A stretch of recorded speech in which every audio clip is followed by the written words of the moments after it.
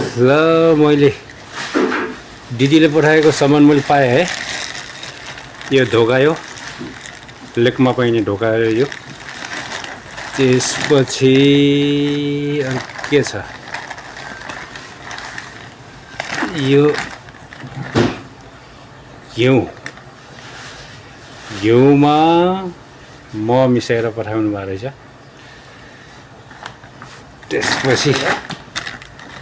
त्यसपछि यहाँ के छ अरूमा